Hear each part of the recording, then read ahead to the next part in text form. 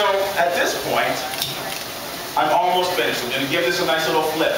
Now, before I finish on my pork, I like to give the little spiel that trichinosis is the muscle or the disease that pork will have. And a lot of people have said, you know what, I can't have my pork at medium rare, I can't even have it at medium, it has to be well done. And how many people have ever had a trace bit of pink in their pork? Because I know my mom would not eat it, okay? But you can. No one has died from trichinosis in Canada or North America for over 40 years. And I know specifically that these pigs are raised in a much different fashion than they were 40 years ago, 50 years ago. So if you're ever going to become slightly ambitious, if well done is the level of doneness that you're familiar with, I'd like you to back that down to a medium well and just give it a shot. Because pork should not be dry. It should be very tender and tasty. And I know that you're looking at me and going, yeah, shut up, he doesn't know. I do know what I'm talking about. And I'd love you to give it an experiment at home. Now, you can do this on mother-in-law as well. She may not come over to your house again.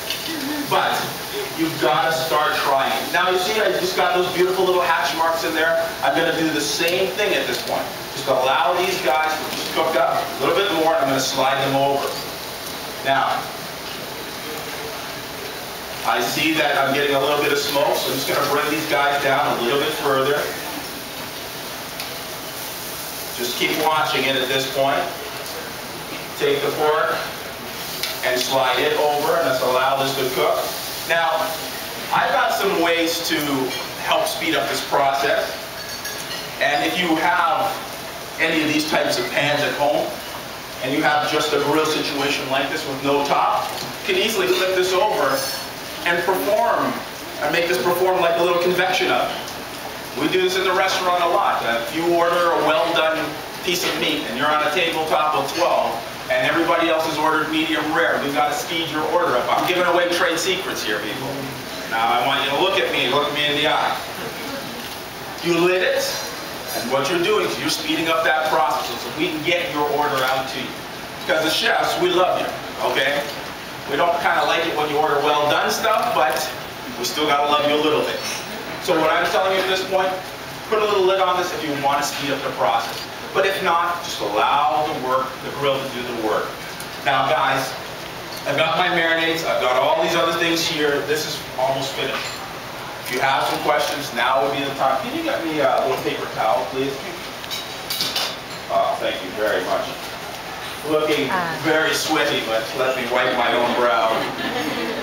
But yeah, I'm almost finished here, people, so ask me some questions. I love these cameras and everything, and you know I worked out my smile, but you know.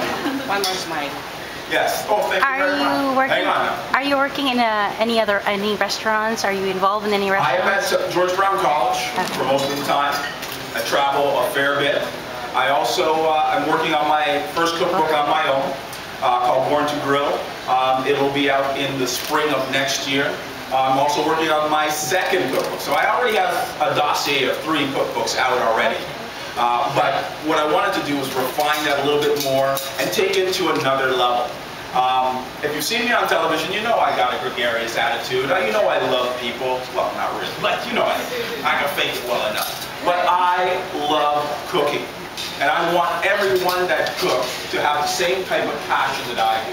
And if you don't have that passion, I want you to develop that passion. But it simply comes from doing what you do, but doing it well. And you cannot do that well if you don't have a base. So the base, I would tell all of you at this point, is enroll in a college. Enroll in a part-time course. Come and ask Chef on a weekend. Hey Chef, you mind if I come to work for free? I'm sure he's not going to say no. Everybody loves free labor.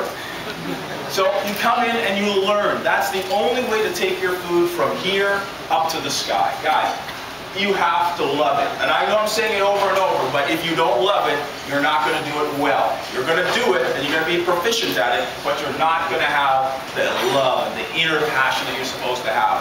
And I think that's what separates good food from great food. And that's all it is, just passion, and it comes from inside. Any other questions? Chef, have you tried lechon? Pardon me? Lechon, have you tried it? No, I have not. Where is it? Give it to me now. No, I have not. Any other questions? Yes? What inspired you to focus on grilling? Can I be honest with you? I have a classical French background.